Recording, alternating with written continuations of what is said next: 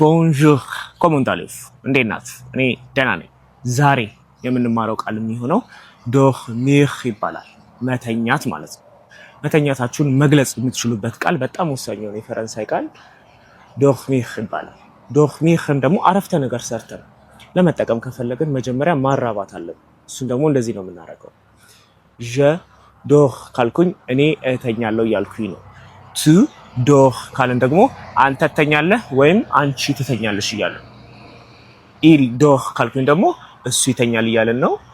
elle dors ካልን ደግሞ እሷ ትተኛለች እያለን ነው። አሁን በምሳሌ ነው። ለምሳሌ tu dors ካልን በጥያቄ መልክ ይሄ አባባላችሁ tu dors ካልን ተኝተሃል ብላችሁ እየጠየቃችሁ።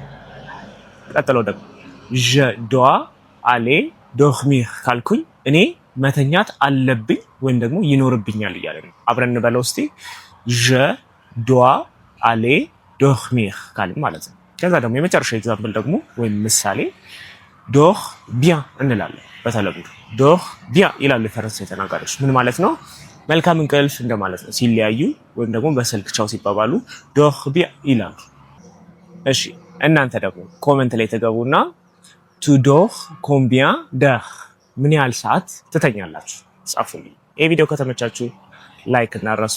የቀጥለውን ቪዲዮ ማየት ከፈለጋችሁ ሰብስክራይብ አድርጉ። until the next video au revoir